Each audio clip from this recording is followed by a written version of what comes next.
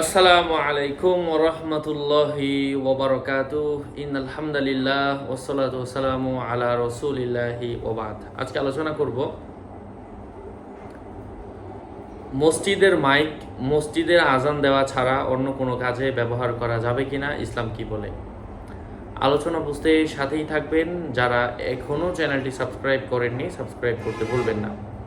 আমি প্রত্যেক ভিডিওতেই বলি, ভেরিফাই চ্যানেলের ডেসক্রিপশন বক্সে ক্লিক করলে আমার পেজ এবং আইডি আসবে। এটা ছাড়া আলাদা অন্য কোনো পেজ নেই, আইডি নেই, ইমো নেই, হোয়াটসঅ্যাপ নেই, টিকটক নেই। নাম ছবি দেখে বিভ্রান্ত হওয়া যাবে না। প্রত্যেক ভিডিওতে আলাদা আমি সাবধান করি, সতর্ক করি। মসজিদের মাইক এটা শুধুমাত্র মসজিদের আজান দেওয়ার জন্য।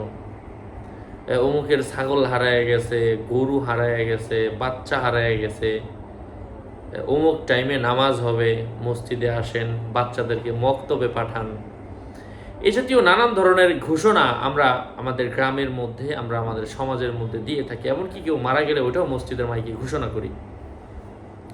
এটা অনুত্তম কাজ। কোনো ফুকাহে একরাম এটাকে নাজায়েজ বলেছেন।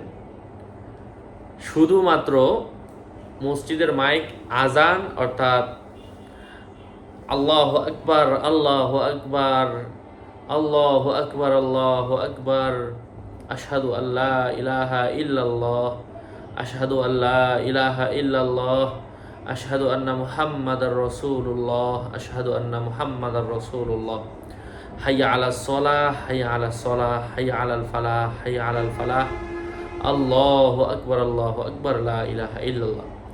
এই আজানের এই কিছু বাক্য ছাড়া অন্য কোনো কাজে মসজিদের মাইক ব্যবহার করা যাবে না, অন্য কোনো ঘোষণা দেওয়া যাবে না। আর মসজিদের মাইকের মধ্যে আমরা শুক্রবারে অনেকে মাইকের মধ্যে ফুল আওয়াজ দিয়ে জুমার নামাজ পড়ি। যদি গ্রামের মধ্যে একটাই মসজিদ থাকে, আশপাশে মসজিদ না থাকে, তাহলে আমরা নামাজ পড়তে পারি, মানে আওয়াজ দিয়ে হুজুরের বয়ান শোনাতে পারি।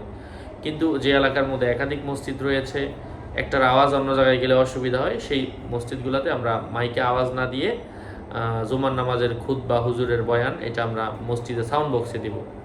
আল্লাহ বুঝার তৌফিক দান করেন। আসসালামু আলাইকুম ওয়া রাহমাতুল্লাহি ওয়া বারাকাতুহু।